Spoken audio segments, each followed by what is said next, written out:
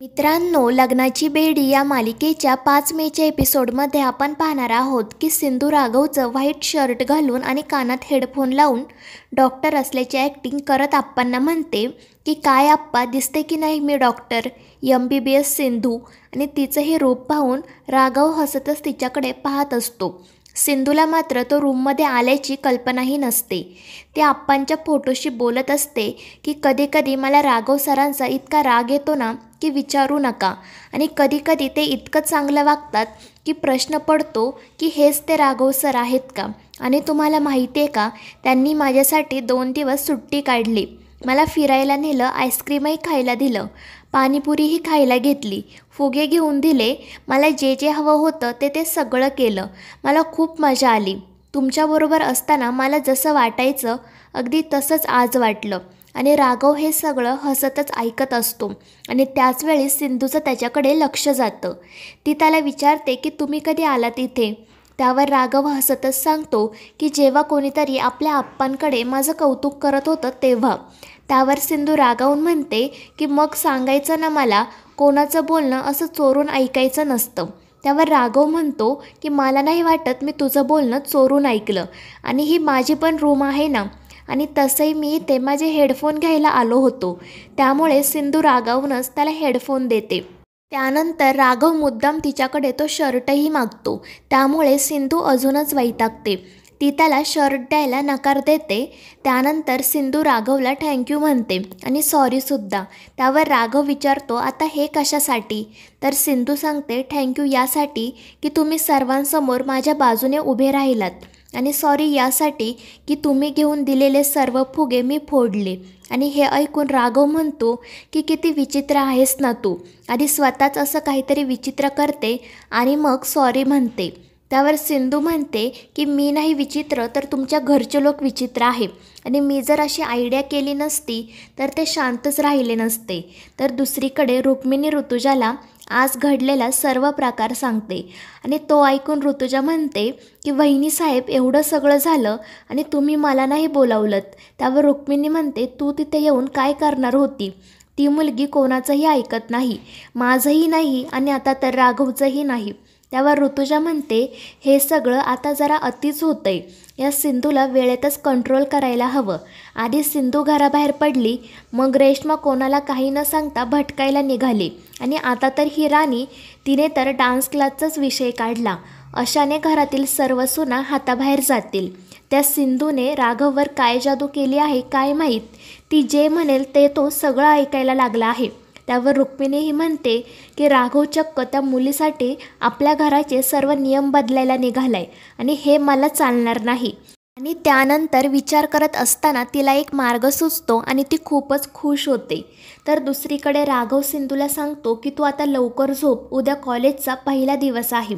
त्यावर सिंधू म्हणते की हो मी झोपते, पण तुम्हीही लवकर झोपा. आधीच माझ्या ॲडमिशनमुळे तुमची 2 दिवस सुट्टी झाली आहे. त्यावर राघव म्हणतो ठीक आहे, त्या 2 दिवसाचा पगार मी तुझ्याकडून घेईल. आणि ते ऐकून सिंधू हसतच डोक्याला हात लावते. त्यानंतर राघव झोपतो. तर सिंधू तिच्या नव्या कोऱ्या पुस्तकांचा वास घेत आनंदाने मनाशी म्हणते की उद्या माझ्या कॉलेजचा पहिला दिवस आहे, माझ्या आयुष्यातील सगळ्यात महत्त्वाचा दिवस. तर दुसरीकडे रुक्मिणी स्वतःशीच म्हणत असते की घरात सारखी सारखी भांडणं चालू आहेत. गृहशांतीची पूजा आता करायलाच हवी. हवन होईल, ब्राह्मण भोजनही होईल, आणि या सगळ्यामध्ये त्या मुलीला तिची शिक्षाही मिळेल. उद्याचा दिवस खूप महत्त्वाचा आहे. त्यानंतर दुसऱ्या दिवशी सिंधू कॉलेजला जाण्यासाठी तयार होते. मात्र तिच्या मोबाईलला रेंज नसते आणि त्यामुळे ती बाहेर जाते. तर बाहेर रजनी आत्या तिच्या मित्रासोबत व्हिडिओ कॉलवर बोलत असते. ते दोघेही रोमॅन्टिक डेटवर जाण्याबद्दल बोलत असतात. तितक्यात सिंधूही तिथे येते. त्यामुळे रजनी आत्या फोन ठेवते आणि सिंधूला काय झालं म्हणून विचारते. तर ती सांगते की मी खरं तर नेटवर्क शोधत होते, पण मी तुम्हाला डिस्टर्ब तर नाही ना केलं. त्यावर आत्या म्हणते नाही गं. त्यानंतर सिंधू तिला सांगते की आजपासून माझं कॉलेज सुरू होणार आहे. पण मी रोज रोज तर राघव सरांना नाही ना सांगू शकत की मला सोडायला चला आणि कॉलेजमध्ये घ्यायला या. त्यावर आत्याही हो म्हणते. तर सिंधू तिला सांगते, मग तुम्ही मला इथले रस्ते आणि बसेसची माहिती द्या. आणि त्यामुळे रजनी आत्या लगेच तिला मोबाईलमध्ये मॅप सेट करून देते आणि त्यामुळे सिंधू खूपच खुश होते. तर रजनी आत्या तिला मिठी मारून तिचं ॲडमिशन झाल्याबद्दल अभिनंदन करते आणि तिला सांगते की तुला कोणतीही गरज लागली तर मला लगेच सांगायचं, अगदी हक्काने. पुढे ती म्हणते की या घरातील कोणाचा तुझ्यावर विश्वास असो किंवा नसो, पण माझा मात्र तुझ्यावर पूर्ण विश्वास आहे. मला खात्री आहे तू लवकरच खूप मोठी डॉक्टर होशील. आणि हे ऐकून सिंधू खूपच खुश होते. तर रजनी आत्या तिला म्हणते, तू एकदा का डॉक्टर बनली की आता जे लोक तुला बडबड करत आहे तेच लोक तोंड भरून तुझं कौतुकही करतील. मात्र त्यावर सिंधू म्हणते की त्यांनी कौतुक केलं तर चांगलंच आहे, पण नाही केलं तरी मला फरक नाही पडणार, कारण मी डॉक्टर बनणं माझ्या आप्पांचं स्वप्न आहे आणि ते मी पूर्ण करणारच. आणि ते ऐकून आत्याही खुश होते. तर दुसरीकडे रुक्मिणी आणि ऋतुजा पूजेची तयारी करत असतात. मात्र याबद्दल इतर कोणालाही माहिती नसते. राणीला हे समजल्यानंतर ती तर खुशच होते आणि त्यांना मदत करते. तर दुसरीकडे राघव सिंधूला सांगत असतो की आपण 10 मिनिटामध्ये निघूया. मी आधी तुला कॉलेजला सोडतो आणि त्यानंतर ऑफिसला जातो. मात्र सिंधू त्याला म्हणते की नको, मी बसने जाईल, नाहीतर तुम्हाला पुन्हा तुमच्या ऑफिसला जाण्यासाठी विरुद्ध दिशेने जावे लागेल. आणि त्यामुळे राघवही होकार देतो. त्यानंतर तो सिंधूला एक पेन गिफ्ट करतो. त्याच्या बॉक्सवर डॉक्टर सिंधू असे लिहिलेलं असतं आणि ते पाहून सिंधू खूपच खुश होते. आणि त्यानंतर ती एका पेजवर थँक्यू असं लिहिते आणि राघवचे आभार मानते. राघव ते पेज फाडून घेतो आणि त्याची घडी घालून स्वतःच्या खिशामध्ये ठेवतो. त्यामुळे सिंधू आनंदाने त्याच्याकडे एकटक पाहतच राहते. त्यानंतर ती कॉलेजला जाण्यासाठी निघते, तर राघव तिच्याकडेच पाहत राहतो. तर मित्रांनो, या मालिकेच्या पुढील भागांमध्ये आपण पाहणार आहोत की सिंधू कॉलेजला जाण्यासाठी निघालेली असते.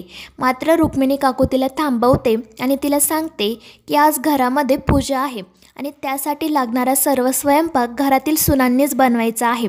सर्वांनी त्याच्यात मदत करायची आहे. आणि ते ऐकून सिंधूला धक्काच बसतो, कारण तिला कॉलेजला जाण्यासाठी उशीर होत असतो. मात्र रुक्मिणी काकू तिचं काही ऐकून घेत नाही आणि तिला स्वयंपाक बनवायला सांगते.